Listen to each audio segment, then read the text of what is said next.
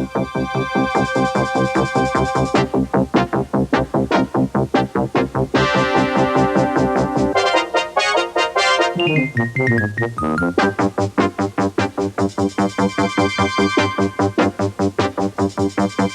evening. The controversy around the Jackson County Jail continued even during the ribbon-cutting ceremony.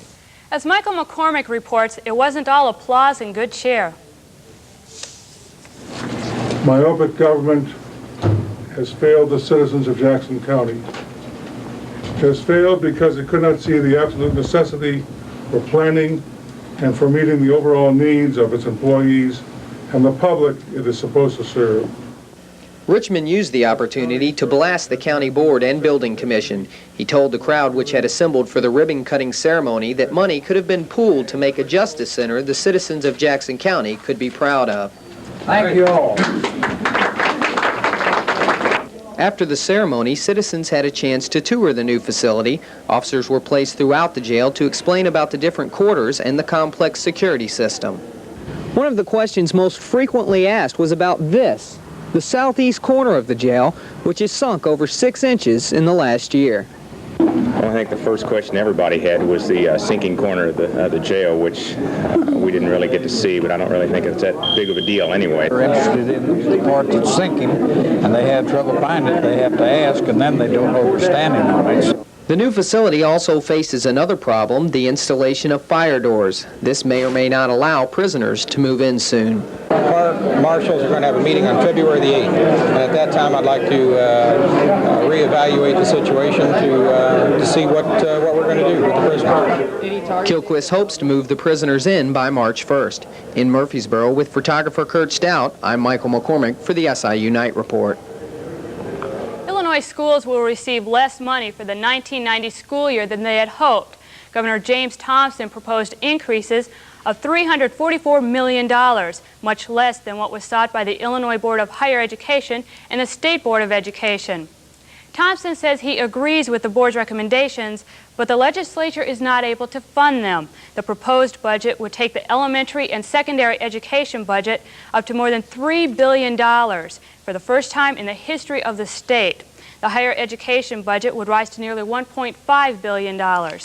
Southern Illinois University Chancellor Lauret Pettit says he does not know how much SIU can expect to receive from the funding increase, but he thinks the university will do fairly well.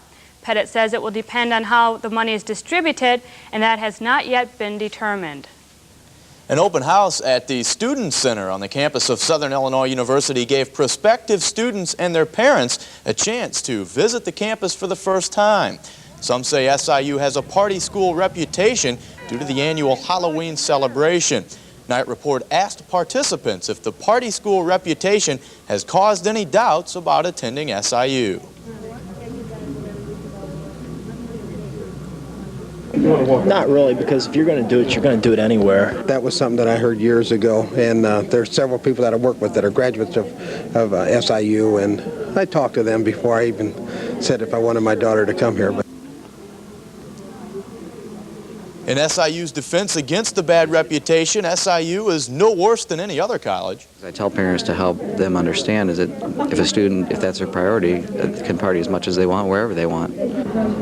Carbondale and university officials are tossing the idea around of abolishing Halloween to improve the university's reputation. Several school districts in Southern Illinois are now on the Illinois Board of Education's financial watch list, but officials of one district say it's no longer in financial trouble. Carbondale Elementary Superintendent Larry Jacober says he knew last fall his district would be on the list, but an increase in a local property tax will keep it out of financial trouble. Other area school districts on the list are the Perry County and DuQuoin Consolidated Districts, and Jonesboro, Johnston City, Mount Vernon High School, and the Gallatin County and West Frankfort districts. House Speaker Jim Wright has called for a vote tomorrow on the controversial 51% pay increase for Congress and other high-ranking officials. Wright had originally planned to let the pay increase go into effect on Wednesday without a vote, and then later vote to reduce the increase from 51% to 30%. Wright changed his mind today when it became clear after a procedural vote that an overwhelming majority of the members wanted to vote before Wednesday. It is apparent to me, and I think to all of us, that a majority of the members desire to have a vote, up or down, on the question of whether or not to approve the recommendation of the Quadrennial Pay Commission.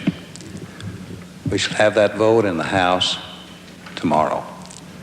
That vote will be up or down. Members will have that opportunity.